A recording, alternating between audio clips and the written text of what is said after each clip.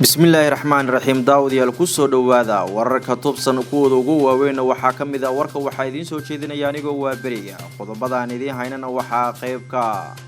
baarlamaanka Soomaaliya ayaa maanta meel mariyay hindi sharciyeedka musuqmaasuqa madaxweynaha jamhuuriyadda Soomaaliya oo ka qayb galay munaasabada ay ku qalin jibinayeen dufcadii koowaad ee wax ka baratay kulliyadaha kala duwan ee jaamacadda ummadda laga dhigo wararkii ugu dambeeyay dhuusamareeb iyo cadaado Kenya oo qirtay in laga adkaaday Soomaaliya Cabdikariin Xuseen Guuleed madaxweynihii hore ee Galmudug oo ku dhawaaqay inuu dib ugu soo laaban doono siyaasadda Soomaaliya koox weerartay al-shabaab oo ka soo furatay maxaabiis dowladda federaalka Soomaaliya oo qaadatay go'aan adag iyo xiisadda Galmudug oo ka sii dartay Ra'iisul Wasaare Xasan Cali Khayre oo maanta gaaray magaalada Dhuusamareeb qodobadaasi qodobo kale ayaad warka ku daawan doontaan tubsan media ay u diyaar garooba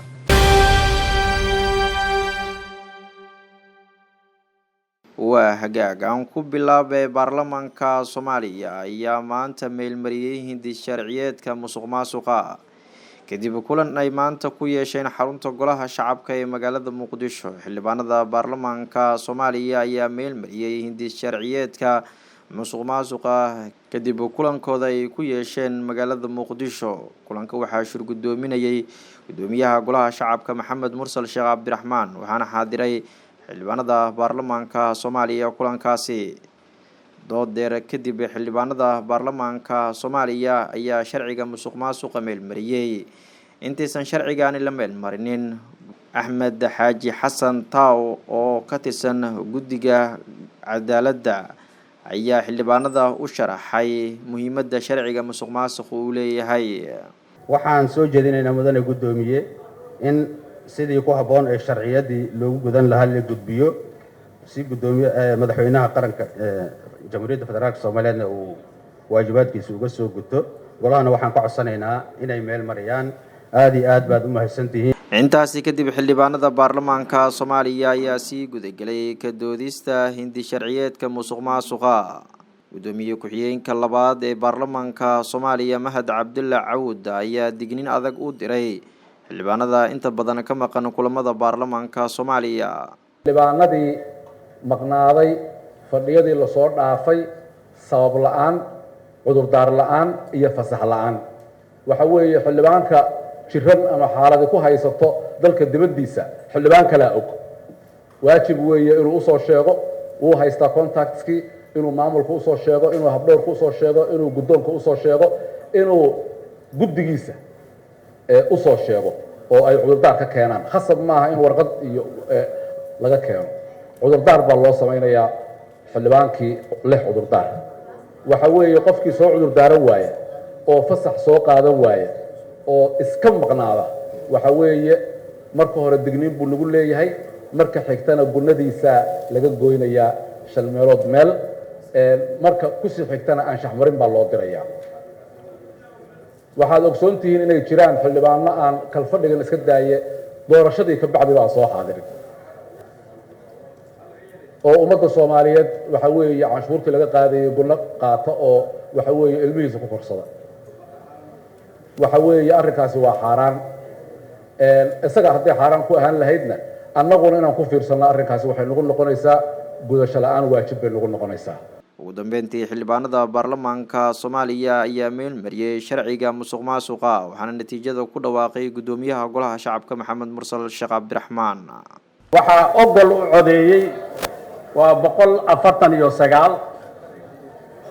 hal xubin ayaa diiday hal xubinna way ka aamustay sidaa daraadeed sharcigan dhisidda guddiga madax bannaan ee la dagaalanka musuqmaasuqa ee labada heer waa la ansixiyay sidaas ayuu ansax ku yahay madaxweynaha jamhuuriyadda Soomaaliya mudane Maxamed Cabdullaahi Farmaajo ayaa maanta ka qayb galay munaasabad ay ku qalin jibinayeen dufcadii koowaad ee ka qalin jibisa jaamacadda ummadda Soomaaliyeed 30 sano kadib arday wax ka baratay kulliyadaha kala duwan ee jaamacadda ummadda Soomaaliyeed ayaa munaasabad waxa loogu qabtay magaalada Muqdisho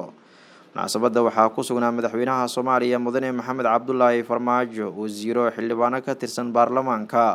iyo xubnaha ka socday jaamacadda ummadda Soomaaliyeed. gudoomiyaha jaamacadda ummadda Soomaaliyeed Maxamed Axmed Jimcaali ayaa sharaxay tirada ardayda ee ka qalin jibisay jaamacadda ummadda Soomaaliyeed. wasiirka waxbarashada xukuumadda Soomaaliya Cabdullaahi Goodax Barre ayaa hambalyo u diray ardayda Soomaaliyeed meel walba ay joogaan maadaama maanta ay ka aflixeen jaamacadda ummadda Soomaaliyeed isla markaana kulliyado kala duwan oo laga dhigay jaamacadda ummadda Soomaaliyeed ay barteen.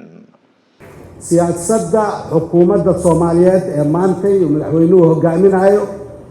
in marka laga soo tago amniga waxa xiga ay waxbarashada taas waxaa ka dheehan kartaan kharashka galo waxbarashada ka ciidanka annagu ma naqaan intay dhantahay laakiin waxaan qiyaasaynaa inay aada nooga fara badan yihiin arrinta lacagta gasho amniga laakiin waxbarashada dakhliga galo oo kharashka maanta shaqeeyo muddaduu doonaba ha ku kala haro wuxuu kor u dhaafayaa nus bilyan. ugu dambeyntii madaxweynaha jamhuuriyadda Soomaaliya mudane Maxamed Cabdullaahi Farmaajo ayaa dhankiisa ku biiriyay hambalyada ardayda maanta ka qalin jibisay jaamacadda ummadda Soomaaliyeed isla markaana waxa uu sheegay in looga baahan yahay dhalinyarada Soomaaliyeed inay ka qayb qaataan horumarka iyo dib u dhiska dalka Soomaaliya. waxaan u dhaqanaa sida caalamku ay u dhaqmaan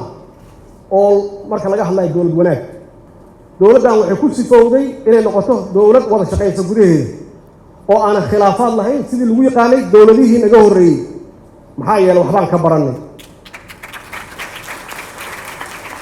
waxbaan ka baranay oo waqtiga nooga lumay shacabka Soomaaliyeedna waqti uga lumiyeen markii la isqabto waxba lama qabto waqtiga luma horumarna iska dhaaf warkiisa laguma jiraan sababta waxa weeye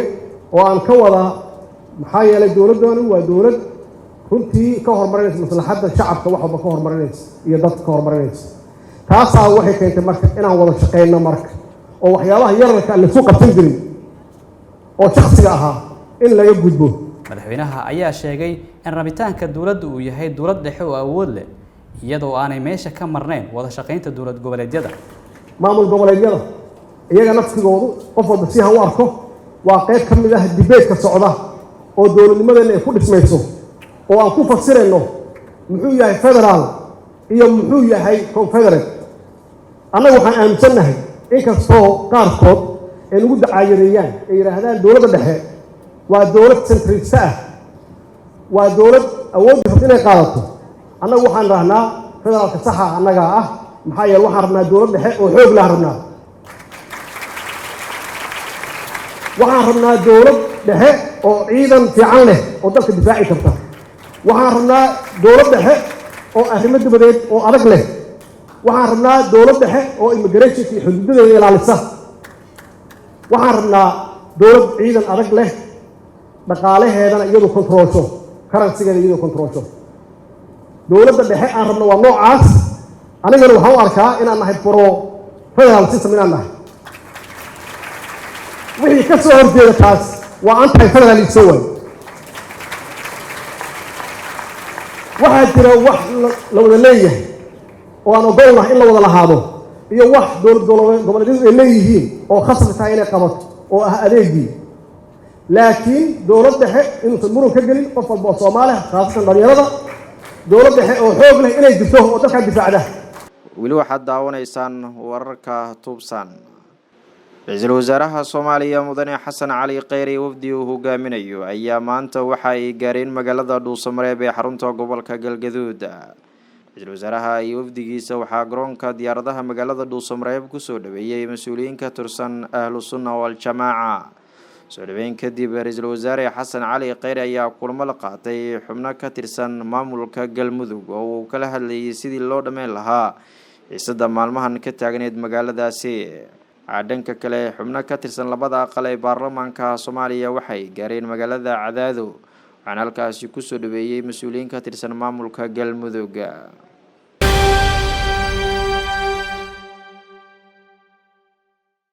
madaxweynihii hore ee maamulka Galmudug Cabdikariin Xuseen Guleed ayaa ku dhawaaqay inuu dib ugu soo laabtay siyaasadda Soomaaliya. madaxweynihii hore ee maamulka galmudug cabdikariin xuseen guuleed ayaa shaaciyay in haatan uu dib ugu soo laabanayo arrimaha siyaasadda dalka kana qeyb qaadan doono horumarada ka socda dalka. cabdikariin xuseen guuleed ayaa sidoo kale ka warbixiyey arrimo la xiriira caafimaadkiisa taasoo sababtay in 2017 uu ka fariisto siyaasadda Soomaaliya. waxa uu tilmaamay in haatan xaaladiisu wanaagsan tahay isla markaana ay meesha ka baxday xaaladii caafimaad ee haysatay. guuleed ayaa carabka ku dhuftay inuu dib ugu soo laabanayo fagaaraha siyaasadda kana qeyb qaadanayo wax u qabashada dadka iyo dalka Soomaaliya. sidoo kale waxa ugu baaqay dowladda Soomaaliya inaysan isku soo koobin talada dalka gaar ahaan arrimaha la xiriira dhameystirka dastuurka, doorashooyinka iyo qaybsiga kheyraadka dalka. ugu dambeyntii waxa uu ka dalbaday guud ahaan shacabka Soomaaliyeed inay ka qeyb qaataan dib u dhiska iyo horumarinta dalka. warka ka soo baxay cabdikariin xuseen guuleed madaxweynihii hore ee maamulka galmudug ayaa ku soo aaday xilli haatan maamulka uu madaxweyne ka yahay Axmed Ducaale Geele Xaaf uu ka taagan yahay khilaaf xoogan.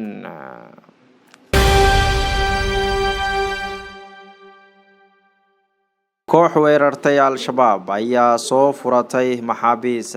kooxda macaawisleyda ee ka dagaalanta gobolka Hiiraan ayaa sheegay in maxaabiis fara badan ay ka soo furatay al-shabaab kadib dagaal ka dhacay nawaaxiga magaalada Buluburde ee gobolkaasi Hiiraan. horjoogo ka tirsan kooxda hubeysan ee macaawisleyda oo la hadlay warbaahinta ayaa sheegay in ay weerareen fariisimo al-shabaab ay halkaasi ku lahaayeen. sidoo kale horjoogahan ayaa tilmaamay inay la wareegeen saldhig ciidan isla markaana ay sii daayeen dad shacab ah oo kor u dhaafayay 30 qof oo u xirnaa kooxda al-shabaab. sarkaalkani ayaa sidoo kale sheegay in arintani ay ka dambeysay kadib markii ay sii korortay cabasho uu tilmaamay inay ka soo yeereysay dadka deegaanka.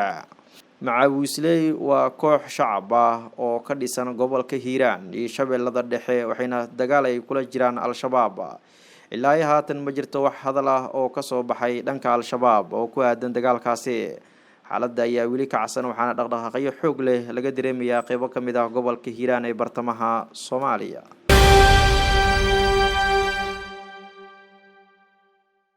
iminkana Dhuusamareeb. wararka naga soo gaaraya magaalada Dhuusamareeb ee xarunta gobolka Galgaduud ayaa sheegaya inuu shacab baxay khilaaf cusub oo ka dhashay halka lagu qabanayo doorashada guud ee maamulka Galmudug. war qoraal ah oo ka soo baxay wasaaradda arrimaha gudaha Soomaaliya ayaa lagu sheegay in doorashada Galmudug lagu qabanayo magaalada Dhuusamareeb ee xarunta gobolka Galgaduud. sidoo kale wasaaraddu waxa ay shaacisay in doorashada ay dhacayso 4 bisha July ee soo socota. dhinaca kale madaxweynaha Galmudug oo ku dhawaaqay go'aan xasaasi ah oo u muuqday inuu soo afjarayo xiisadda maamulkaasi ayaa ka hor yimid go'aankani. war ka soo baxay xafiiska madaxweyne Xaaf ayaa lagu sheegay in doorashada uu aqbalay balse ay ka dhacayso magaalada Cadaado ee gobolka Galgaduud. arrintani ayaa abuuri karta khilaaf kale oo hor leh maadaama dowladda dhexe Xaaf iyo ahlu sunna ay haatan ku kala aragti duwan yihiin halka lagu qabanayo doorashadaasi.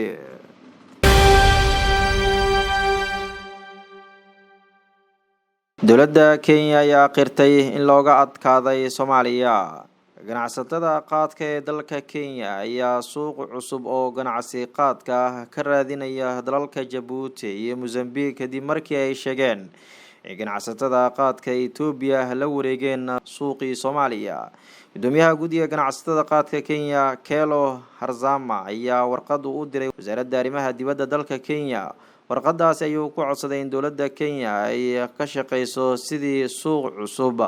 oo qaadka looga heli lahaa Afrika, isagoo sheegay in suuqii ugu weynaa ee Soomaaliya ay ka buuxsameen ganacsatada qaadka ee dalka Ethiopia. guddiga ay sameysteen ganacsatada qaadka Kenya oo sahmiya suuqyada iyo halka ay marayaan ayaa sheegay in ganacsatada Soomaaliya ay intooda badan u wareegeen dalka Ethiopia halkii ay qaadka ka iibsan lahaayeen kuwa Kenyaanka ah. wafdi ka socda ganacsatada qaadka dalka Kenya ayaa tagay Ethiopia waxayna ay soo ogaadeen in dalka Djibouti oo kaliya ay Ethiopia maalin kasta u dhoofiso 16 oo qaad ah waxaana intaasi u sii dheer Soomaaliya sida Somaliland, Puntland iyo meelo kale oo dowlad deegaanka Soomaalida suhdin la leh.